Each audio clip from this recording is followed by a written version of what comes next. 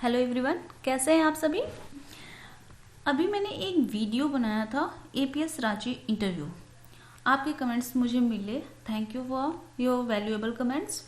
मुझे बहुत खुशी होती है जब आप रिएक्ट करते हो, कमेंट्स देते हो और मेरी बातें मैं जो पूछती हूँ आप उसे उसके बारे में उससे सुनते हो, बताते हो। मुझे सच में बहुत ही खुशी होती है आपके कमेंट्स पढ़ना, उसे जानना। और आप जिस तरह से एक दूसरे की हेल्प करते हो ना, सच में हैट्स ऑफ फॉर यू। आप ना बहुत अच्छे हो। ये काम करना बहुत ज़रूरी है क्योंकि आपने जो देखा, जो सीखा, आप उसे दूसरों को बता रहे हो। एक टीचर की ये सबसे बड़ी खास बात होती है कि आपने जो कुछ भी सीखा, जो कुछ भी जाना, उसे बांट दो, डिस्ट्रीब्यूट करो। यही टीचर की सबसे खास बात होती है। थैंक यू एवरीवन, आपने ये सब किया मेरे कहने पर। और आप इस वीडियो को शेयर करो ताकि आप सब एक प्लेटफॉर्म पे आ सको। आपको एक जगह चाहिए जहाँ पर आके आप अपनी बातें बता सको। आपका इंटरव्यू कैसा रहा, और या फिर जिन्होंने अभी तक कोई इंटरव्यू नहीं दिया है टीचिंग का, जिनका इंटरव्यू आगे होने वाला है, उनको इससे बहुत मदद मिलेगी।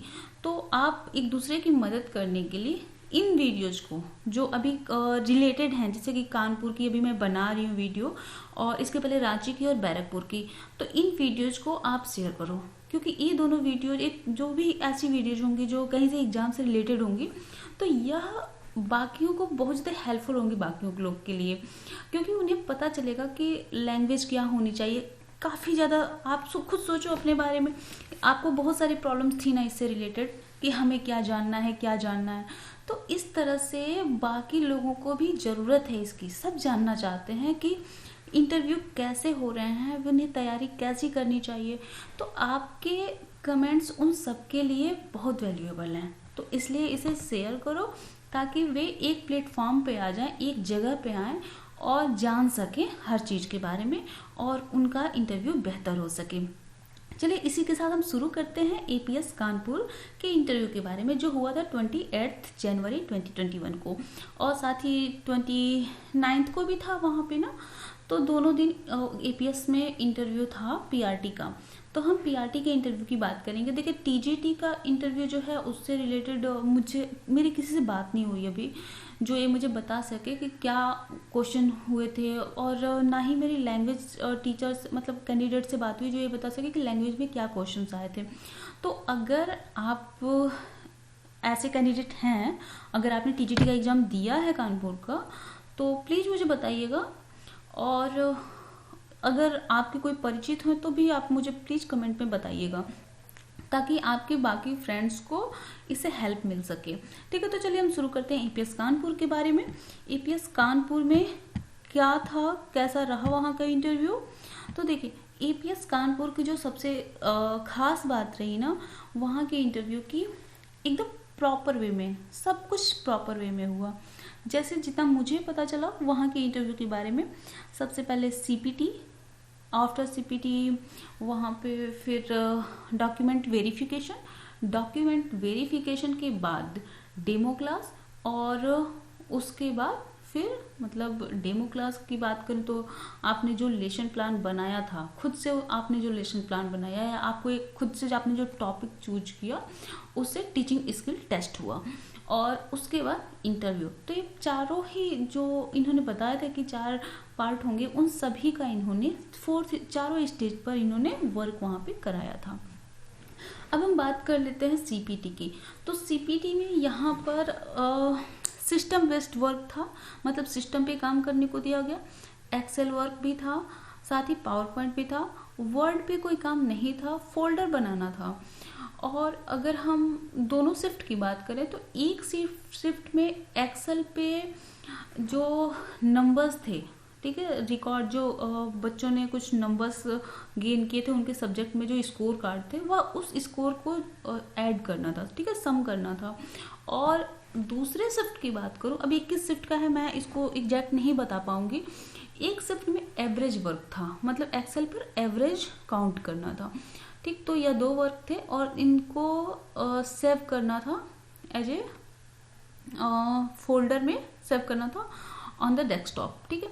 तो ये वर्क था सीपीटी से रिलेटेड। उसके बाद इन्होंने डॉक्यूमेंट वेरिफिकेशन किया, आपके सभी डॉक्यूमेंट्स देखे इन्होंने, और डॉक्यूमेंट्स देखने के बाद वेरिफिकेशन के बाद फिर डेमो क्लासेज हुई थी, आपको सब्जेक्ट टॉपिक दिया गया था।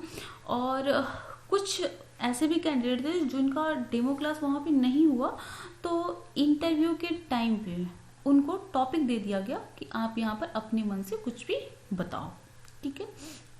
तो इस तरह से वहाँ पे एपीएस कानपुर का इंटरव्यू कंप्लीट हुआ था। अच्छा, एपीएस कानपुर की एक खास बात, वहाँ की जो लैंग्वेज है टोटल इंग्लिश, जो भी लिया गया इंटरव्यू, जो भी लिया गया वह इंग्लिश में, वह ज़्यादा प्रेफरेंस उन्होंने इंग्लिश को ही ज़्यादा दी थी। और बाकी बहुत ही पोलाइट थे, बातें वे हिंदी में ही कर रहे थे, बाकी हर जगह तो वे हिंदी में ही बात कर रहे थे। इंटरव्यू रूम में वे इंग्लिश बात करते इंग्लिश में, और साथ ही चाहते भी थे कि कैंडिडेट इंग्लिश का ही यूज करे।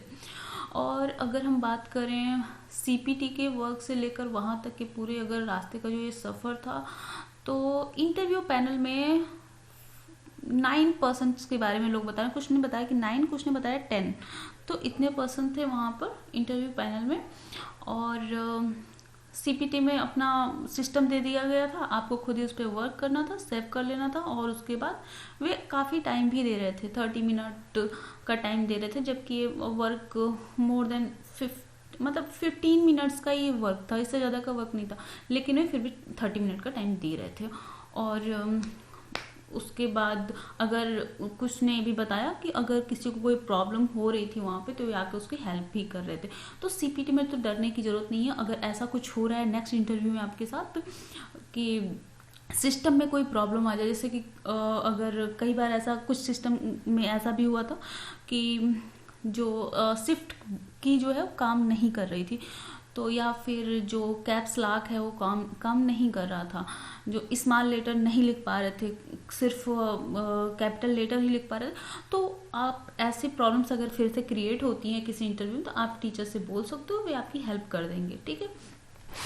अब हम बात करें वहाँ के कानपुर के, अगर इंटरव्यू की बात करें तो काफ़ी ज़्यादा क्वेश्चंस किए गए थे वहाँ इंटरव्यू में।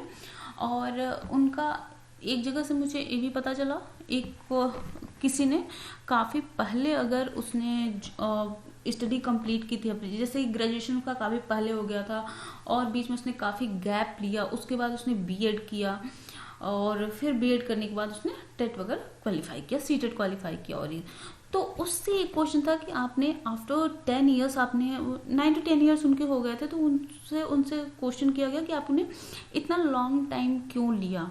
तो अगर आपके साथ भी ऐसा कुछ है कि आपने काफ़ी लॉन्ग टाइम लिया है, बीच में गैप किया है, तो आपको एक सही आंसर उसके लिए तैयार रखना होगा, जो आप वहाँ पर दे सको, बिल्कुल सही आंसर, जो एक सटीक आंसर, जो वैल्यूएबल भी हो, जो उनको समझ में आए कि हाँ ये रीजन सही है। एक सही रीजन आपको उसके लिए तैयार रखना होगा कि आपने इतने सालों तक क्या किया, ठीक है। बीच में जैसे कि अगर आपका बीएड भी बहुत पहले का हुआ है और इतने सालों तक अगर आपने कोई टीचिंग नहीं की, कोई अगर जॉब नहीं की, तो फिर अचानक आप अब टीचिंग लाइन में क्यों आना चाहते हैं, ठीक।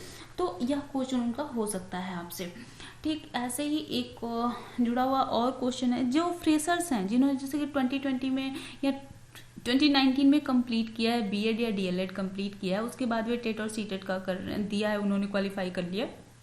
2019 में अगर किया है, 2019 में किया है या 2018 में किया है, तो उनसे ऐसे क्वेश्चंस नहीं वे आस्क करेंगे, क्योंकि ये अभी टाइम बहुत ज़्यादा नहीं हुआ है। तो वे कह सकते हैं कि हाँ हम तैयारी कर रहे थे, उसके बाद हमने टेट किया, फिर हमने सीटेट किया, फिर हमने ये किया, तो उनसे ऐसे क्वेश्चंस नहीं किए जाएंगे, ठीक है। लेकिन जिनका काफ़ी पुराना है रिकॉर्ड, तो उनसे ऐसे क्वेश्चन बनते हैं। और दूसरी चीज़, अगर अभी तक मैं बार बार बता रही हूँ, इंग्लिश आप अपनी बेहतर कर लीजिए, साथ ही सिर्फ इंग्लिश नहीं, आपको अपनी मतलब जो वहाँ बता रहे हैं, जैसे सबसे पहला क्वेश्चन उनका होता है इंट्रोड्यूस योर सेल्फ। अगर आप इंट्रोड्यूस योर सेल्फ को रट के जा रहे हैं, कहीं से आपने रट लिया है, तो आप उसको बिना इमोशंस के साथ, बिना एक्सप्रेशंस के साथ अगर आप वहाँ यूज कर रहे हैं, तो वे सिर्फ आपका इंटरव्यू तो नहीं ले रहे हैं, हजारों का लिया है उन्होंने और यही काम कर रहे हैं और बहुत पहले से करते आ रहे हैं, वे इंटरव्यू लेते आ रहे हैं, तो वे समझ जाते हैं।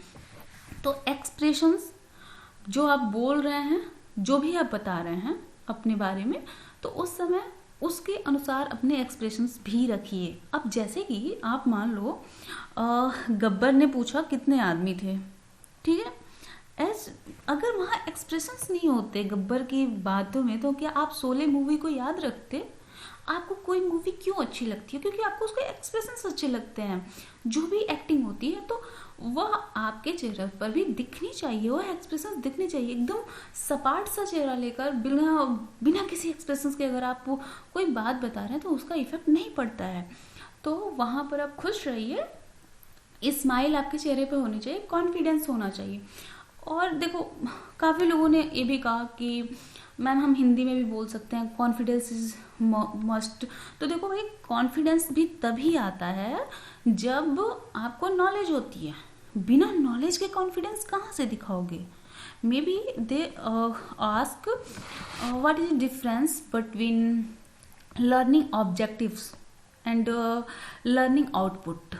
आप बताओ, अगर आपको इसका आंसर पता होगा आपके चेहरे पे कॉन्फिडेंस दिखेगा, आपको नहीं पता होगा आप बोल दोगे ma'am I don't know. But अगर आप इसे समझ ही नहीं पाए, देखो दो चीजें तो ठीक है, आपको आंसर नहीं पता है, आपको आंसर पता है, आपके पास कॉन्फिडेंस रहेगा। बट अगर ये सिचुएशन आई कि उन्होंने क्या बोला आपको समझ में ही नहीं आया, तो फिर कॉन्फिडेंस कहाँ से लाओगे? तो इसलिए जरूरी है, अभी देखो 10 दिन है, अभी 2 को भी इंटरव्यू है लखनऊ में और आगे भी इंटरव्यूज हैं कुछ दिन के गैप पे। तो अभी आपके पास जो भी टाइम है ना, इंग्लिश में बात करना शुरू करो, चाहे जिससे भी करो। जिसको नहीं समझ में आता उससे करो, शीशे के सामने खड़े होके करो, किसी छोटे बच्चे को ले लो उसी के सामने बोलो, उसको कौन सा समझ में आता है जो हंसेगा? बस किसी के सामने बोलो। सपने देखते हो ना, तो सपने भी अंग्रेजी में देखो यार, इंग्लिश में ही देखो, बातें करो इंग्लिश में सोचो, जो कुछ करना है इंग्लिश में करो। किसी को गाली भी देनी है ना, गाली तो देना नहीं खैर, मतलब किसी को कुछ भी कहना है ना, यूज इंग्लिश, क्योंकि जरूरी है। वो कैबलरी आपकी सही करनी बहुत जरूरी है, उसको बढ़ाना पड़ेगा आपको। वो कैब बढ़ाओ, साथ ही आपको एक्सप्रेशंस, ऐसा होता है ना, कभी हिंदी तो बोलते हो तो एक्सप्रेशंस आते हैं चेहरे पे, कौन कौन से एक्सप्रेशन लाने हैं आपको पता होता है, लेकिन इंग्लिश बोलते समय आप एक्सप्रेशन लाते ही नहीं हो चेहरे पे, ऐसे सपाट आप रट्टा मार देते हो, जो भी आपने रटा हुआ है सब बोल जाते हो। तो अगर आप ऐसे बिना एक्सप्रेशंस के बोलोगे ना, तो इफेक्ट नहीं पड़ेगा। तो एक्सप्रेशंस आपके चेहरे पर आ रहे हैं नहीं आ रहे हैं, कैसे आने चाहिए उसको समझो। जब चीज़ों को आप समझते हो तो एक्सप्रेशंस आते हैं, तो उन चीज़ों को समझो, शीशे के सामने खड़े हो, बोलो, स्माइल देखो आपके चेहरे पर आ रही है या नहीं आ रही है। आपसे ज़्यादा बेहतर आपको कोई डिटरमाइन नहीं कर सकता। तो खुद को देखो, खुद को जांचो और परखो। अभी जब नेक्स्ट आने वाले हैं ना इंटरव्यूज, तो उनकी प्रिपरेशन के लिए मैंने आपको ये बता रही हूँ। अभी देखो एक क्वेश्चन है कि कॉल लेटर कितने दिन पहले आता है। देखो कम से कम 1 हफ्ते पहले कॉल लेटर आ जाता है, 5 डेज कम से कम जो होते हैं ना, 5 डेज। और इतने 5 डेज तो वे देते ही हैं कि रिजर्वेशन वगैरह कराना हो या जो भी हो, तो इतना टाइम वे देते हैं, उसके बाद ही वे लेते हैं, ठीक है। तो मिनिमम 5 डेज। अब आपकी चुनौतियां तो मैं बता दूं कि सबसे पहले तो आपको इंग्लिश सीखनी ही है। इंट्रोड्यूस योर सेल्फ, इस पर तो मैं एक वीडियो बनाऊंगी आपको, क्योंकि यह सबसे पहला क्वेश्चन होता है और समटाइम्स यही आपका आखिरी क्वेश्चन भी बन जाता है। बहुत ज़्यादा अगर कैंडिडेट हैं और वहाँ पर ऐसी कोई है कि जैसे चेयरमैन लेट से आए या कोई वजह हो गई, जैसे एपीएस रांची में हुआ कि कैंडिडेट्स बता रहे थे कि वहाँ काफ़ी लेट से इंटरव्यू शुरू हुआ, ठीक है। तो अगर ऐसी कंडीशंस आ गई कि आपका इंटरव्यू काफ़ी देर से शुरू हो रहा है, तो उतनी देर में, ठीक है, अब उन्हें उतना ही टाइम मिला, टाइम लिमिट कम हो गई, कैंडिडेट्स ज़्यादा हैं, तो वे क्वेश्चंस कम कर देते हैं। और जैसे जैसे कैंडिडेट्स का लास्ट कैंडिडेट आता है ना, जैसे लास्ट के 50 शुरू के तो 50-60 कैंडिडेट तक वे 4 क्वेश्चन, 5 क्वेश्चन, 7 क्वेश्चन, 10 क्वेश्चन कर सकते हैं। लेकिन जैसे लास्ट कैंडिडेट जब आते हैं ना, और समटाइम्स जो सेकेंड शिफ्ट होती है उसमें वे 1 से 2 क्वेश्चन ठीक है। तो काफ़ी लोगों के साथ तो ऐसा होता है कि सिर्फ एक ही क्वेश्चन करते हैं, इंट्रोड्यूस योर सेल्फ। ठीक, तो ऐसे में जरूरी है कि आप इस क्वेश्चन को इतना बेहतर तैयार करो कि इस क्वेश्चन को सुनते ही उनके माइंड से कोई क्वेश्चन आपके लिए निकल जाए, या फिर वे उनके चेहरे पे स्माइल आए अच्छी वाली, मतलब बढ़िया वाली, उनको संतुष्टि मिले कि हाँ आपने सही दिया है आंसर। ठीक है, तो ऐसा आप कर सको, इसके लिए आप तैयार करो। ठीक है, सबसे मोस्ट इंपॉर्टेंट क्वेश्चन होता है इंट्रोड्यूस योरसेल्फ। तो आप इसके लिए ना खुद को जानो समझो और यह क्वेश्चन का आप रिप्लाई करो। ठीक है, तो इससे जुड़े हुए और भी अगर कोई क्वेश्चंस हैं तो आप मुझे क्वेरी कर सकते हो। और हाँ, अगर आपने एपीएस कानपुर का इंटरव्यू दिया है तो जो भी इससे रिलेटेड क्वेश्चंस आपसे किए गए थे प्लीज़ कमेंट बॉक्स में कमेंट करना, आपके दोस्तों को बहुत हेल्प मिलेगी। और वसुधैव कुटुंबकम, सबके साथ जीना है, सबके लिए जीना है, सबके लिए कुछ करना है। ओके, इसी बात के लिए thank you for watching my video. Thank you everyone.